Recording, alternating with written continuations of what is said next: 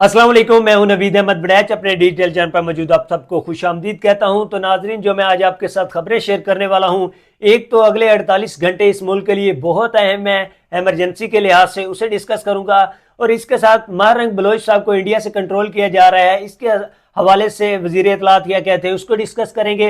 और राबिया बाजवा साहब supreme court में वकला को लेकर एहतजाज रिकॉर्ड कर रही हैं, वो किस लिए कर रही हैं उसे डिस्कस करेंगे।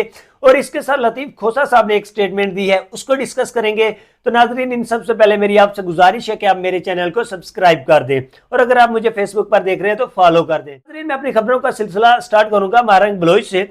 वजीर इत्तलात का कहना है कि इनका जो सोशल मीडिया अकाउंट है वो इंडिया से कंट्रोल हो रहा है। हम दुश्मन के नापाक अज़ाइम कामयाब नहीं होने देंगे। हम अपने इन बलोचिस्तान के भटके हुए लोगों से मुज़ाकरात करने के लिए तैयार हैं। ये कहा है कि वजीर इत्तलात का कहना है कि इनका अकाउंट सोशल मीडिया उधर से कंट्रोल हो रहा है और ये भारत का प्रोपेगेंडा है, और हम इनसे मुज़ाकरात करने के लिए तैयार हैं और इनको इनके हकूक जैसा कि ये मांग रहे हैं दे देंगे, लेकिन अपने दुश्मन को कामयाब नहीं होने देंगे। ये कहना था वजीर इत्तलात का।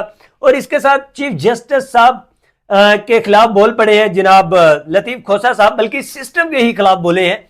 उनका कहना था जस्टिस इजाज का इस्तीफा लंदन प्लान का हिस्सा है। ये कहते हैं लतीफ खोसा साहब कि उन्होंने जो इस्तीफा दिया है लंदन प्लान का हिस्सा है, और ये सिस्टम के नीचे इतने एक मजबूर हो चुके हैं क्योंकि ये अगले अक्टूबर में चीफ जस्टिस बनने वाले थे, लेकिन ये इस सिस्टम के खिलाफ बोले हैं और ये इस्तीफा दे चुके हैं। ठीक है, और इन्होंने इस वजह से इस्तीफा दे दिया है, हत्ता कि ये अगले अक्टूबर में चीफ जस्टिस ऑफ पाकिस्तान होने थे, काजी फैज ईसा की जगह पर इन्होंने होना था।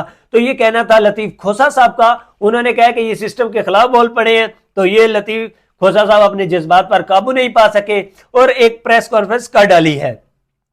तो ये एक नया वलवला था जो कि आज लतीफ खोसा साहब ने कहा है। और इससे पहले नकवी साहब उन्होंने इस्तीफा दिया है। और अगला मैं आज देख रहा था सम ट्वीट्स, तो वो कह रहे थे कि अगला इस्तीफा हाई कोर्ट ऑफ पेशावर से आने वाला, पेशावर हाई कोर्ट से आने वाला है। तो अब वो भी देखते हैं क्या बनता है, उधर से क्या रिपोर्ट्स आती हैं। इसके बाद हम सबसे बड़ी खबर शेयर करेंगे। फैज ईसा मतनाजा चीफ जस्टिस बन चुके हैं।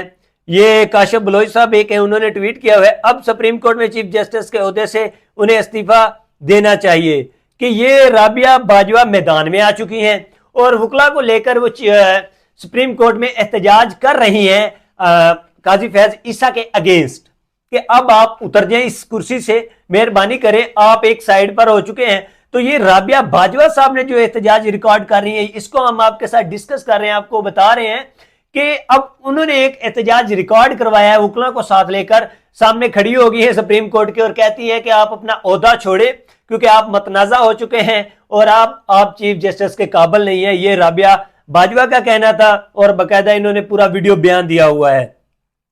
इसके साथ नाजरीन मैं आपके साथ अगली खबर शेयर करूंगा।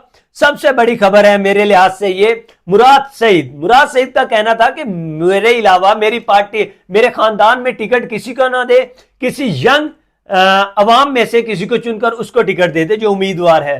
तो शायद उन्होंने एक टिकट ऑफर कर दी है अपनी तरफ से कि लोगों को टिकट दिया जाए, मेरे लोगों में से, मतलब कि किसी को ना दिया जाए हमारे खानदान में से। तो ये उन्होंने अपने खानदान की तरफ से कुर्बानी दी है। अब आते हैं हम आर्टिकल 232 के 32 की तरफ। ठीक है, वो क्या कहता है? आर्टिकल 232 कहता है कि अगर आपके मुल्क की कंडीशंस जैसा कि हम देख रहे हैं, दहशतगर्दी दिन ब दिन बढ़ रही है, अगले दिन एक उलमा इकराम साहब शहीद हुए, फिर कल एक पीटीआई के एमएनए साहब शहीद हुए स्वाबी में, और इसके साथ सूरत हाल दिन ब दिन बिगड़ती जा रही है, कंडीशंस खराब होती जा रही हैं।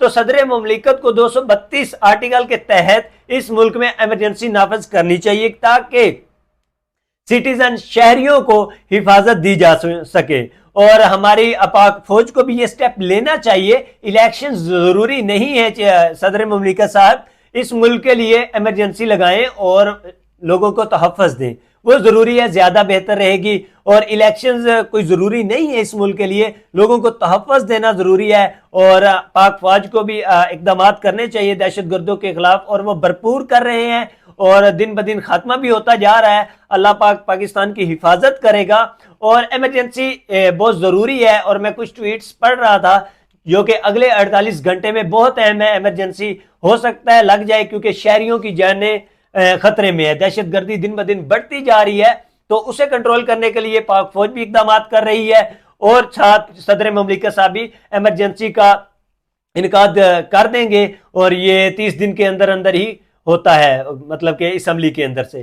तो इंशाल्लाह अल्लाह पाक इस मुल्क की हिफाजत करेगा और दुश्मन के नापाक अजाइम फेल होंगे और पाक फौज हमेशा इस मुल्क में दहशत गर्दों का सफाया करेगी और इंशाल्लाह पाकिस्तान महफूज होगा। तो आज के लिए इतना ही। अल्लाह हाफिज, अपना ख्याल रखिएगा।